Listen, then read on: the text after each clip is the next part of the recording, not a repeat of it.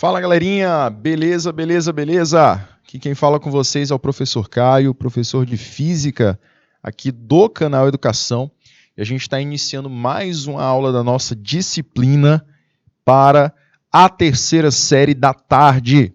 Galerinha da tarde que está acompanhando a nossa aula de hoje, a gente vai iniciar mais um tema relacionado à física moderna, certo?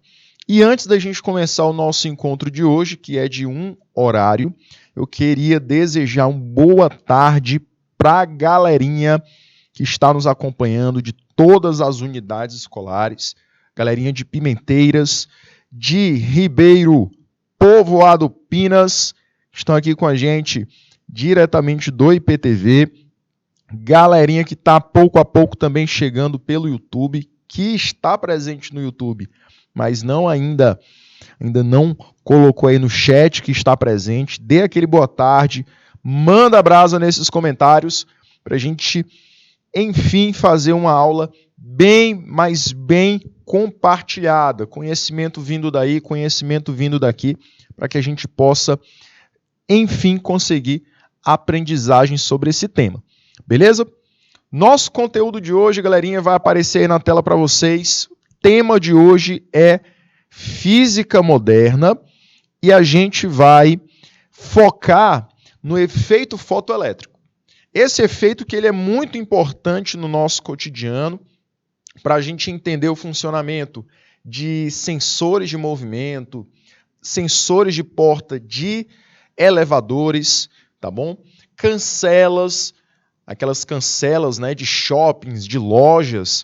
Como é que funciona ali, professor, aquela cancela de algum estabelecimento ou até também de algum estabelecimento comercial e também de estabelecimentos como apartamentos, como casas de condomínio fechados que vão ali abrir ou fechar uma cancela. O funcionamento é baseado no efeito fotoelétrico, certo? E a gente vai, então, iniciar o nosso encontro de hoje falando que esse tema de efeito fotoelétrico, ele é muito importante não só para entender esses fenômenos cotidianos, mas também para definir de vez que a onda luminosa, ela também é partícula luminosa.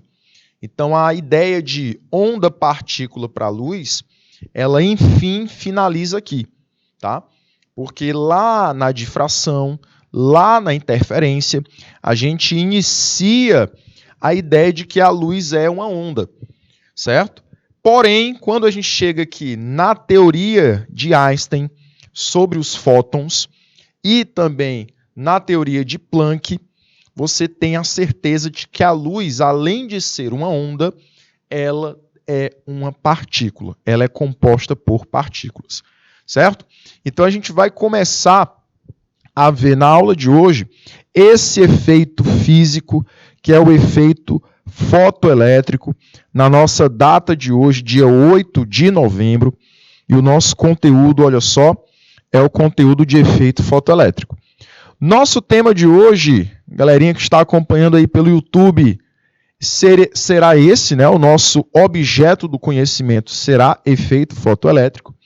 E através desse fenômeno, a gente vai buscar compreender ele, né? Compreender a sua definição, conhecer esse fenômeno. Além disso, a gente vai analisar a equação e também a teoria de Einstein sobre o efeito fotoelétrico. A gente vai relacionar a energia captada por um elétron, certo? Com a radiação que é incidida nele. Então, a gente vai ver que tem relação entre a frequência da radiação que é emitida a esse elétron com a energia que ele adquire para fugir do material. O número de fotoelétrons está relacionado com a intensidade ou não da luz ou da radiação. E a gente vai compreender o funcionamento também de uma célula fotoelétrica, componente muito importante nas placas solares. Perfeito? Show de bola! Andressa Silva, Érica Fernanda, que sempre estão acompanhando aqui a nossa aula. Muito prazer tê-las aqui com a gente. E para a gente começar, a gente vai verificar, analisar como se deu a origem desse fenômeno. Historicamente, como esse fenômeno nasceu. A gente vai analisar agora, tá bom?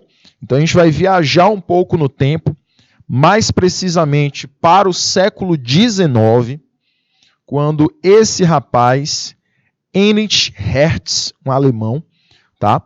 Ele estava analisando as ondas eletromagnéticas, as radiações eletromagnéticas, porque na época ele já havia feito a descoberta de uma delas. Ele fez a descoberta das ondas de rádio. Ele criou até equipamentos que emitiam e detectavam esse tipo de onda.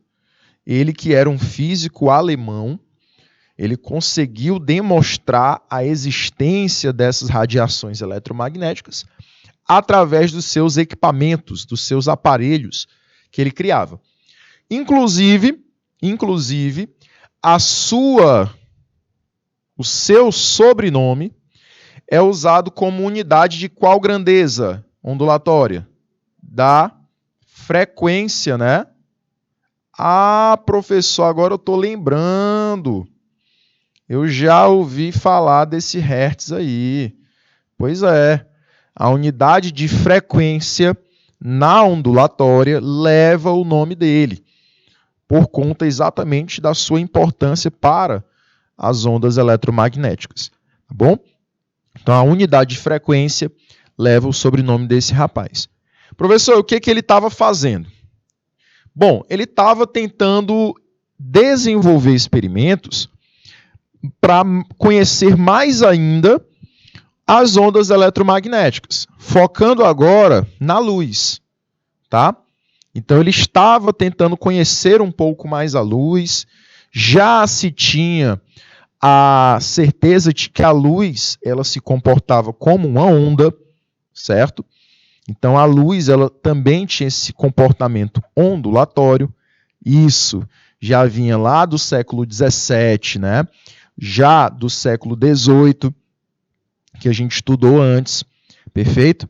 E aí, no século XIX, Hertz também queria descobrir alguma coisa a mais sobre a luz. E o que ele fez, professor? Ele pegou um recipiente, fechou esse recipiente num vácuo quase que perfeito e nas duas extremidades do recipiente, de um lado e do outro, ele colocou placas metálicas. Essas placas metálicas ele ligou a um gerador elétrico, ou seja, ligou a uma bateria. E o que ele fez, professor? Ligando nessa bateria, uma das placas iria funcionar como polo positivo, uma outra placa iria funcionar como polo negativo. Mais ou menos assim. Mais ou menos esse era o esquema. Tá bom? Então, de um lado, você tinha uma placa que iria funcionar como polo positivo. E do outro, você teria uma placa que iria funcionar como polo negativo.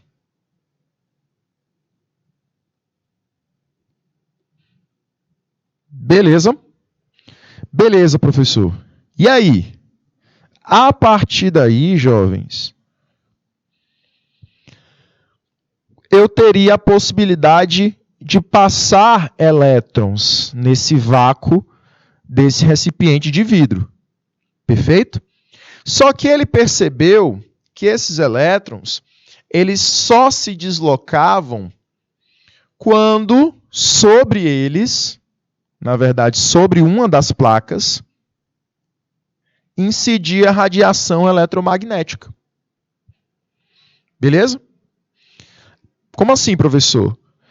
Quando ele emitia luz, quando ele emitia luz, que é um exemplo de radiação eletromagnética, essa luz conseguia literalmente arrancar elétrons dessa placa positiva.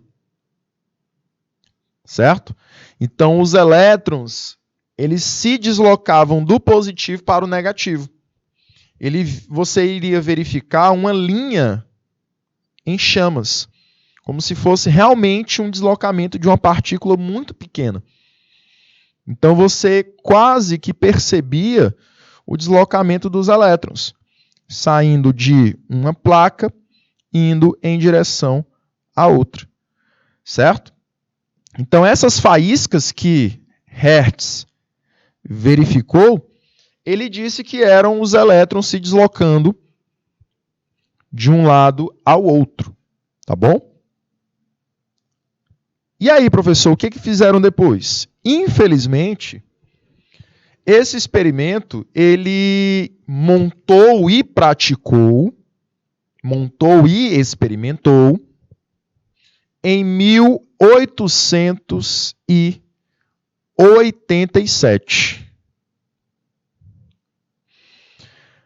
7 anos depois, ele veio a falecer e não pôde concluir suas ideias, suas teorias acerca desse fenômeno. Porém, todos os experimentos, todas as anotações foram deixadas junto com o seu auxiliar, o físico húngaro Lenard. Beleza? Era auxiliar de Hertz em suas pesquisas. Então, Lenard, ele continuou, Amanda, as pesquisas produzidas por Hertz. Só que além da placa que Hertz utilizou, o Lenard usou vários outros metais. Ele usou diferentes metais polidos. Perfeito? Então, ele não usou só os metais utilizados por Hertz. Ele utilizou vários outros metais. E continuou com o vácuo, né? Ele tirou todo o ar do interior da ampola de vidro. Professor, e o que ele percebeu? Ele percebeu que com outros metais, esse fenômeno ele ainda ficava mais frequente. Eu conseguiria retirar mais elétrons de uma placa e lançá-los para uma segunda placa, que foi o que Hertz havia feito. Certo? Beleza, jovens? Então, esse foi o experimento que a gente considerou e chamou de efeito fotoelétrico. Professor, por que ele tem esse nome, efeito fotoelétrico? Foto vem de luz, beleza? E elétrico você já faz a relação com os elétrons. Então, esse experimento deu a ideia de que existem elétrons que são sensíveis à luz, ou seja, existem elétrons que eles, ao receberem uma radiação luminosa, acabam sendo ejetados, acabam sendo expulsos da placa metálica. Professor, e por que eles são expulsos dessa placa? Aí, isso já não se sabia. Fizeram um experimento, mas não tinham conhecimento da justificativa do porquê desses elétrons serem ejetados por esses metais. Beleza? Show de bola? Galerinha da turma de Curral Novo, terceiro ano a turma da professora Priscila. Prazer estar com todos vocês, galerinha da terceira série. Forte abraço, professora. Prazer estar também aqui acompanhando os seus alunos nessa aprendizagem deles, nesse momento muito especial da terceira série, aí chegando o Enem, né? Prazer enorme estar acompanhando vocês também de Curral Novo. Jovens, então, as ideias, as conclusões que se tinha na época, galerinha de Curral Novo, era que nós tínhamos percebido que a luz emitida até um dos terminais do equipamento, esse terminal continha uma placa de bronze, conseguia essa luz retirar os elétrons dessa plaquinha de bronze, certo? Esse fenômeno, como eu falei para vocês, é denominado efeito fotoelétrico. Professor, e esses elétrons? Esses elétrons deram-se o nome para eles de fotoelétrons. Então, acabou dando o nome para esses elétrons de fotoelétrons. Por quê? Porque eram elétrons que eram sensíveis à luz. Ao receber um feixe de luz numa superfície metálica, eu tinha elétrons sendo ejetados. Bom, então foi essa percepção. Só que, como eu falei antes, ainda não se tinha, galerinha de Campo Largo, ainda não se tinha uma ideia de como esse efeito fotoelétrico ele agia, ele acontecia. Só se sabia que, incidindo uma certa luz, eu conseguia retirar elétrons de uma superfície metálica. Bom? Show de bola, galerinha. Então, essa foi a experimentação feita por Lenard, feita por Hertz, que deu origem ao efeito fotoelétrico. Porém, dizer, olha, ele funciona a partir disso, ele funciona dessa maneira, ainda não se tinha essa ideia. Tá bom? E Lenard, ele ficou com duas dúvidas sobre esse tema. Qual eram as dúvidas, professor? A existência de um limiar de frequência. Como assim, professor? Já se sabia na época que cada luz tinha uma frequência diferente. Tá? Já se sabia na época que cada luz tinha uma frequência diferente. E a dúvida era a seguinte: será que é com qualquer cor de luz que eu consigo ejetar esses elétrons? Ou são apenas com luzes de algumas frequências? Por isso ficou essa dúvida, né? Existe um limite de frequência, um limite mínimo para retirar esses elétrons? E verificou-se na prática que sim. Verificou-se na prática que sim. Vou já dizer o porquê. E outra dúvida era a inexistência de um tempo para que isso acontecesse. Existe ou não um tempo para isso acontecer? Ou isso é instantâneo? Será que existe um tempo? 30 minutos? 1 hora? Ou é assim que a luz bate na superfície do metal, o elétron é expulso? Essa foi a análise que ele tirou do experimento, né? Surgiram essas duas dúvidas e cabe a alguém explicar. Como eu falei, não tinha explicação ainda. Não tinha explicação ainda sobre esse fenômeno. Beleza? Por que surgiu essa dúvida, professor, de uma frequência mínima? Por que surgiu uma dúvida de frequência mínima? Essa dúvida ela apareceu por quê? Porque Lenard, continuando os experimentos de luz que Hertz estava estudando, emitiu várias luzes diferentes. Ele não ficou emitindo só uma luz só. Ele emitiu várias luzes diferentes. E aí ele percebeu que algumas luzes conseguiam emitir elétrons e outras não conseguiam. Como assim, Andressa? Professor, ele emitia uma luz vermelha.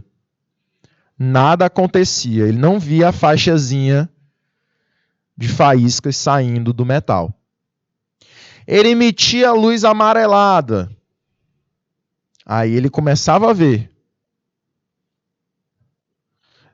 Alaranjada. Bem fraquinha, mas começava a ver. Aí no verde, essa faixa luminosa ela aparecia realmente.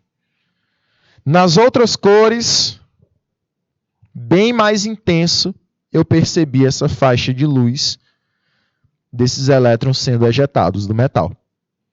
Então quer dizer que no vermelho, no alaranjado, no amarelo, professor, não acontecia aparentemente? Não. Não se verificava com essas luzes a emissão de elétrons, a saída de elétrons do metal. Então foi daí que veio a dúvida da existência de uma frequência mínima, um limiar de frequência. Perfeito? Show de bola, jovens. Então ele tinha essa percepção aqui, ó. Luz vermelha, luz de baixa frequência, então não tinha efeitos de saída de fotoelétrons. Perfeito?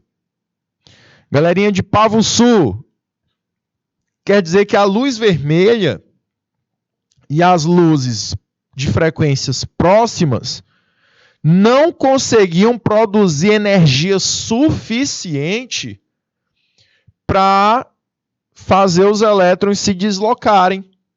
A energia cinética, que é a energia do movimento, era muito baixa. Larissa, minha linda, com a luz verde, ele já tinha essa percepção.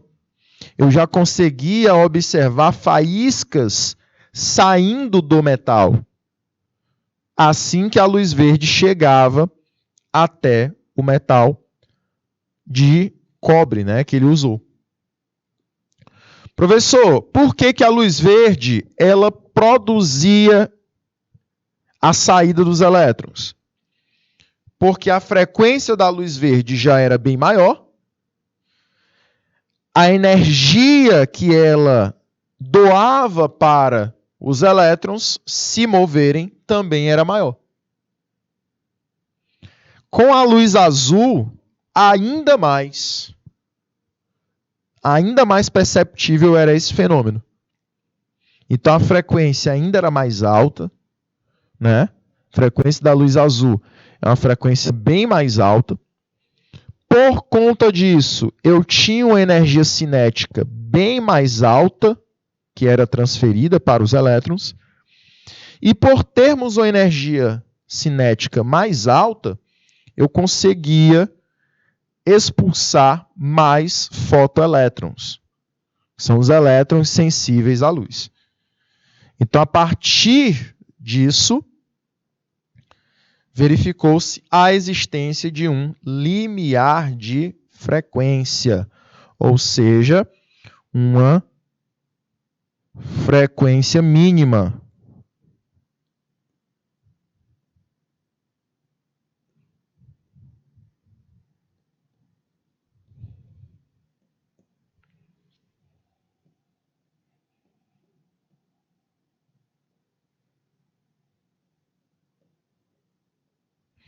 Beleza? E aí a gente pode relacionar, né, energia cinética com a frequência. Beleza? Com a frequência, ou seja, quanto mais frequência a luz tiver, mais energia ela doa para os elétrons, porque mais faixazinhas luminosas eu consigo ver saindo do metal. Ok, Jacobina? Beleza? Larissa, não é que o aparelho vai saber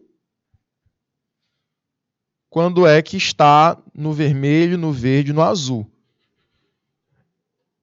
Ele vai pegar, por exemplo, um laserzinho vermelho e ele vai emitir a luz desse laserzinho em direção ao metal, à placa de metal. Então, a luz vermelhinha, ela não conseguia liberar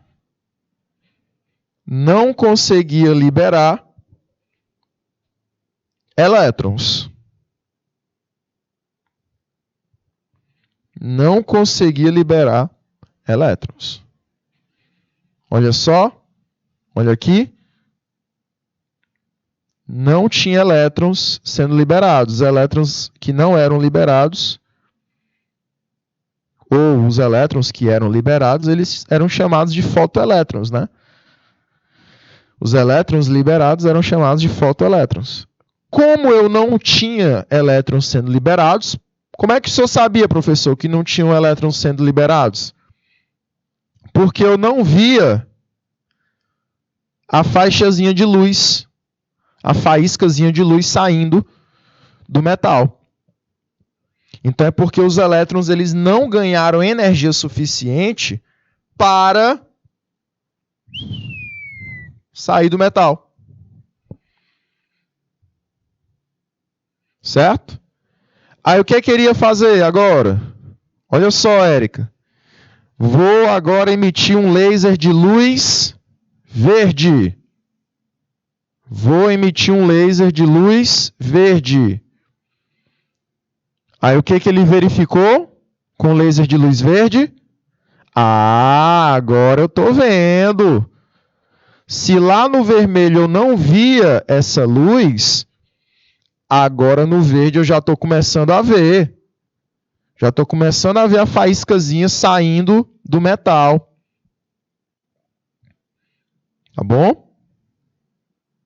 Certo, Larissa? Certo, Érica? Não, ele emitia uma luz. Ele emitia uma luz no metal. E aí essa luz conseguia dar energia para os elétrons e os elétrons saírem do metal. Tá bom? Ele emitia uma luz monocromática mesmo. Ele não usava a dispersão, não. Perfeito? Ele emitia uma luz monocromática mesmo. Aí, galerinha, olha só. Agora sim eu já conseguia ver alguns fotoelétrons. Como é que eu conseguiria ver esses fotoelétrons, professor? Através das faíscas. Vamos supor que agora eu vejo, ó, duas faíscazinhas. Então, 2 elétrons fugiram do metal. Professor, e com a luz vermelha? Nenhum. Por isso que eu coloquei aqui o xizinho, ó.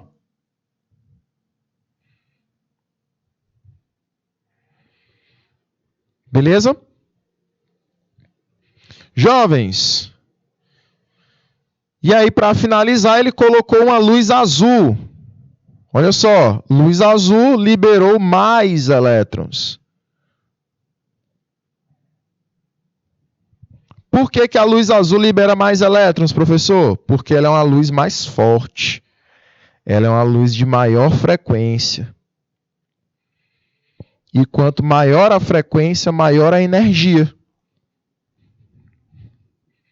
que essa luz vai doar para os elétrons fugirem, saírem lá da eletrosfera, saírem da placa de metal. Então ele fez a mesma coisa que fez nas outras vezes.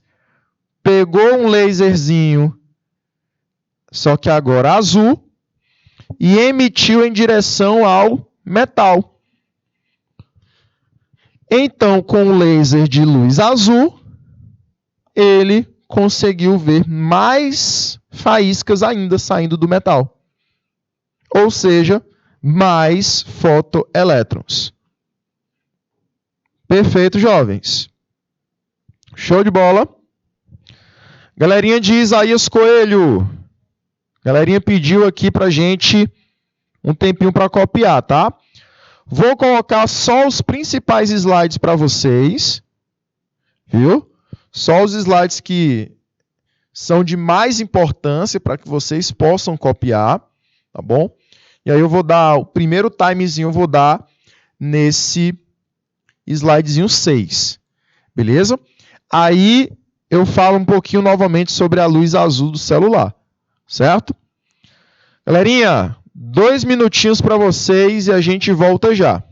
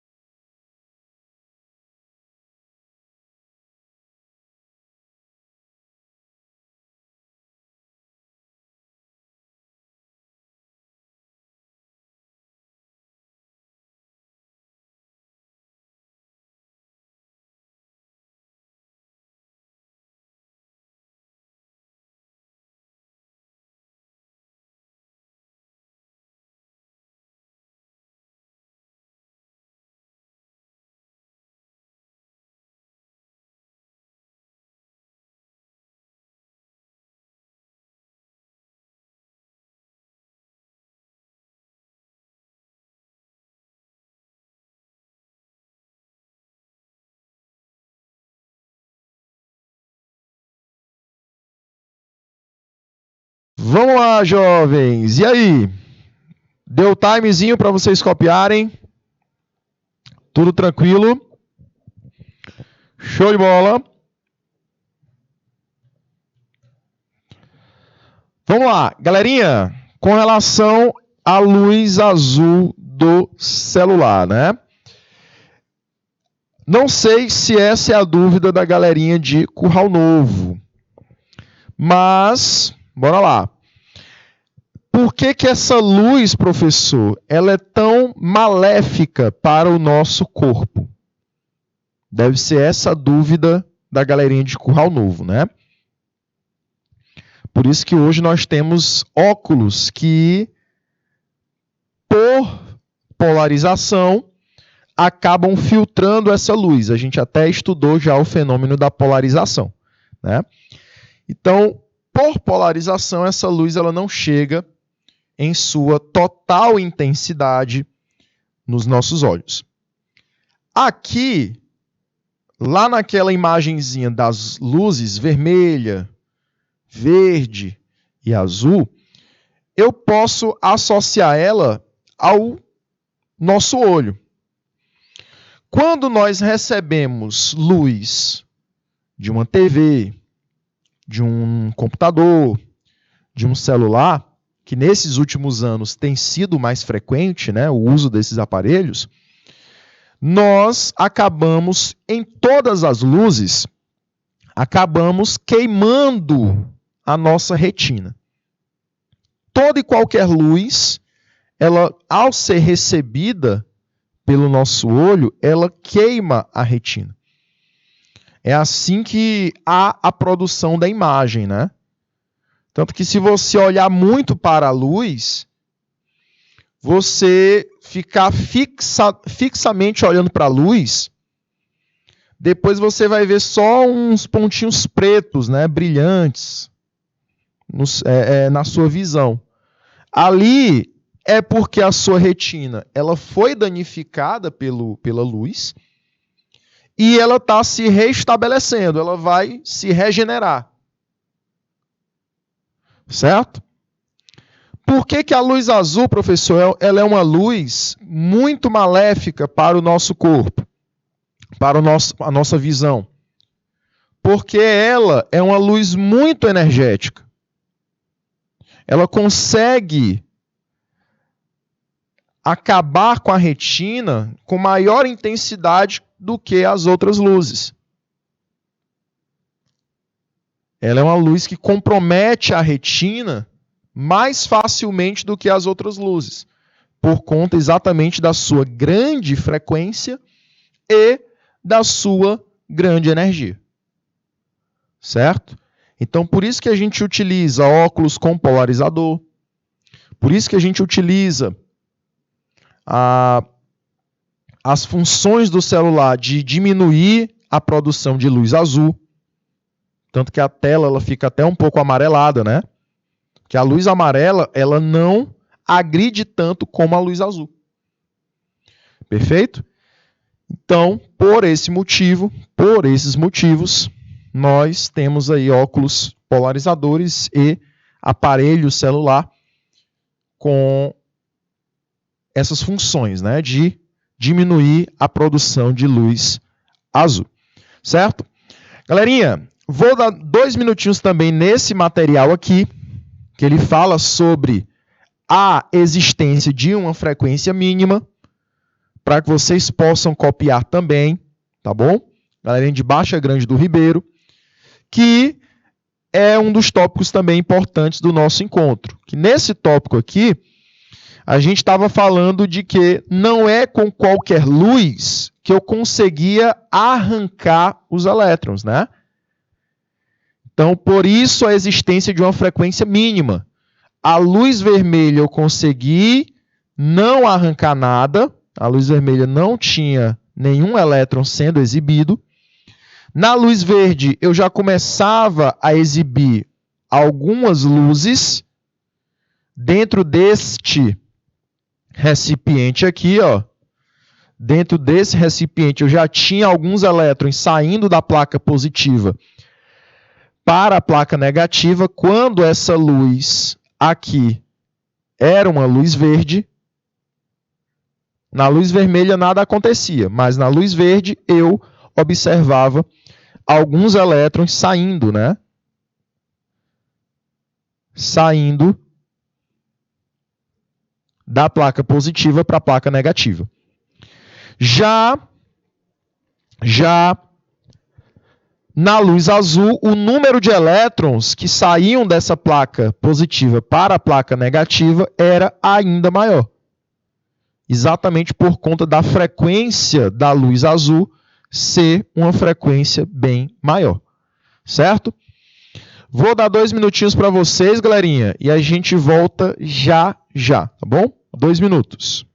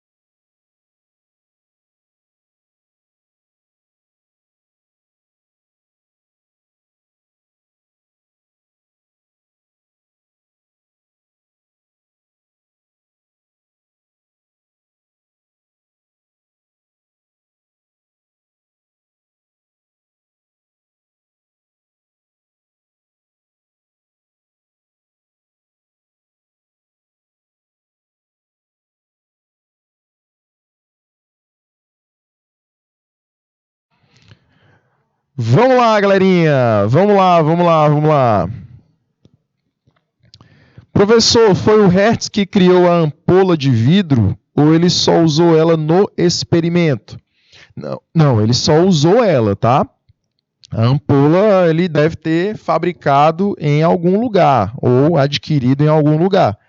Mas ele só a usou para realmente verificar, né, visualmente, que os elétrons passavam por dentro dela. Bom? E aí o diferencial é que ele retirou todo o ar para que a passagem dessa luz ela fosse com a sua velocidade máxima, já que o ar interfere na propagação da luz, né? O vácuo, a luz tem a sua velocidade máxima. No ar, a luz ela já tem uma velocidade alterada, pouco mais tem, certo? Show de bola.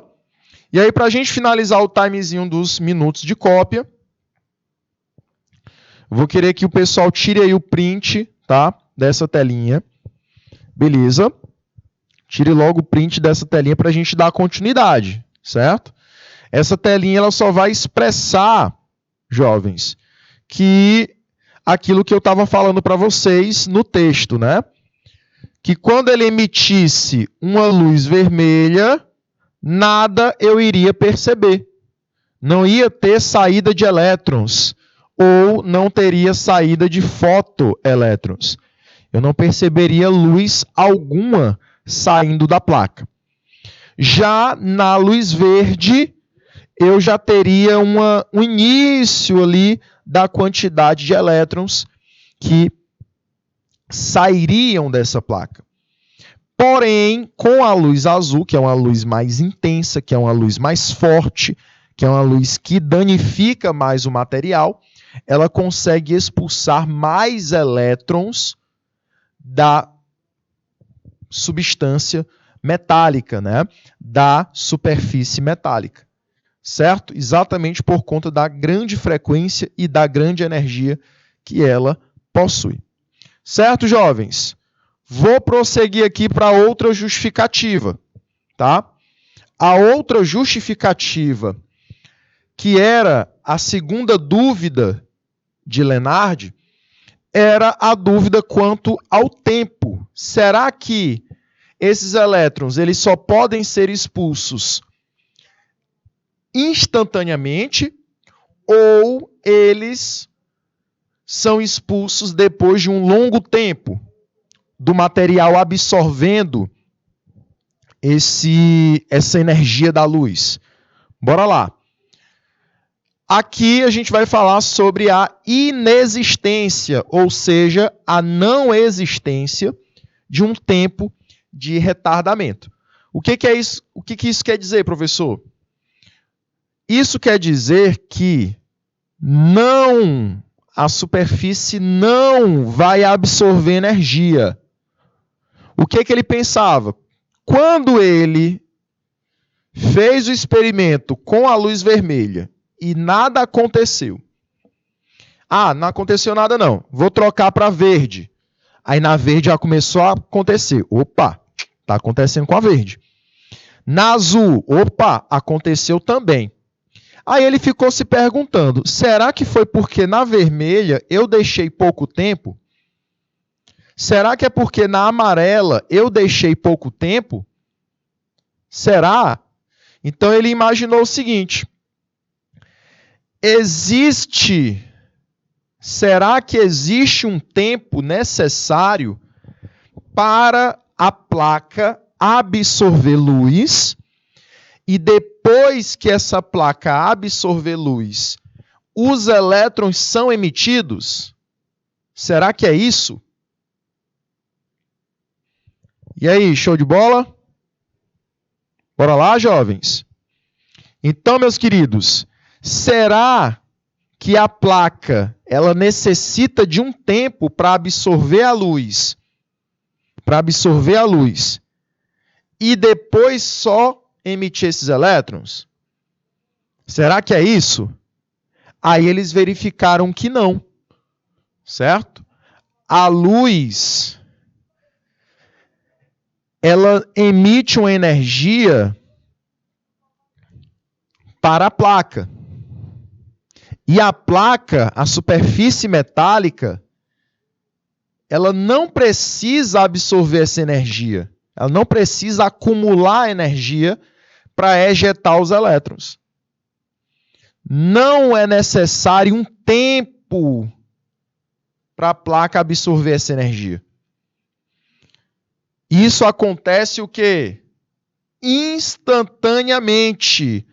A emissão de elétrons acontece no mesmo momento, no mesmo tempo,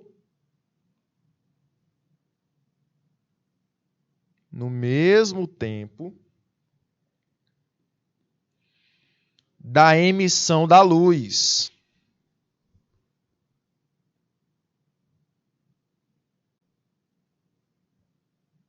Como assim, professor? Como assim? No mesmo tempo da emissão da luz? Na hora que a luz chega na placa de metal, a placa já libera os elétrons. Não é necessário um tempo para a placa absorver energia e só depois liberar. Tá bom? Professor, como é que ele fez esse teste? Ele pegou uma luz vermelha mais forte e uma luz vermelha mais fraca. Quando a luz vermelha mais forte incidiu a placa de metal, ele não observou nada. Quando a luz vermelha mais fraca incidiu a placa de metal, ele também não observou nada. Agora, olha só quando ele emite uma luz azul, quando ele emite uma luz violeta. Quando ele emite uma luz violeta, consegue liberar elétrons. Seja ela intensa, ou seja ela forte, ou seja ela fraca. Ela consegue liberar elétrons do mesmo jeito. Aí que veio a seguinte questão. Não está relacionada à intensidade da luz.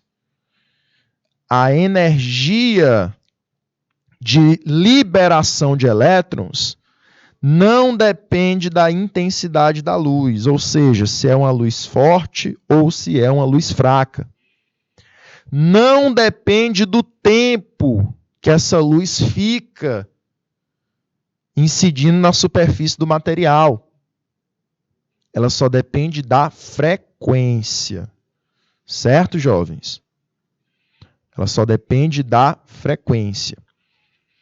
Seja uma luz de frequência alta, então ela vai liberar elétrons do mesmo jeito. A ideia que eles tinham era essa. Se eu tenho uma luz de maior intensidade, então eu vou liberar mais elétrons, mais fotoelétrons. Se eu tenho uma luz de menos intensidade, então eu vou liberar menos fotoelétrons. E, na verdade, não era isso. Se a luz for de muita frequência, ela vai liberar fotoelétrons. Se a luz for de baixa frequência, aí ela não libera ou libera poucos fotoelétrons. Então, a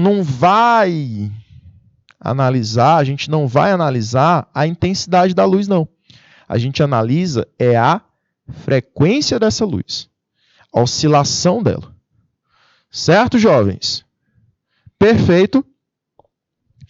Então, vou fechar aqui o tempozinho da cópia para vocês, com esses 2 minutinhos, nesse slide aqui, para que nesse slide você consiga analisar a segunda dúvida de Lenard, que é: não existe tempo para a luz absorver,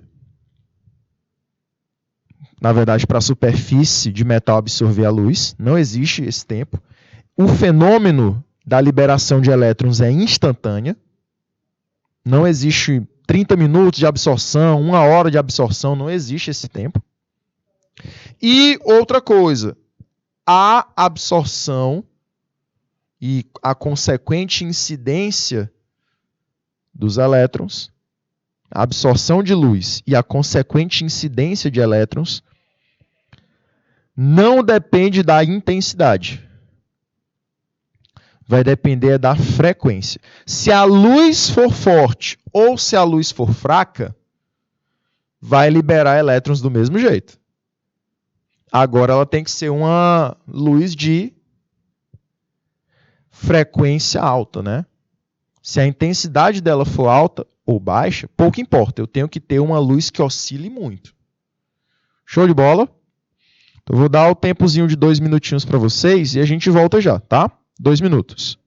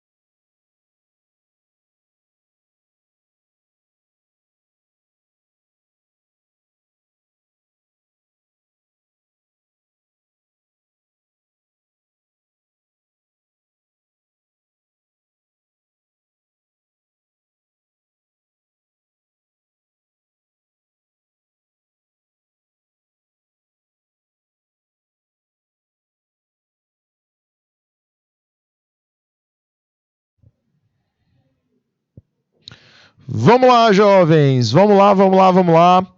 Galerinha aí de São Gonçalo, galerinha de Baixa Grande do Ribeiro, Campo Largo, Coivaras, Curral Novo. A gente vai encerrando então aqui a nossa aula, tá? Fechando essa parte inicial do efeito fotoelétrico, certo?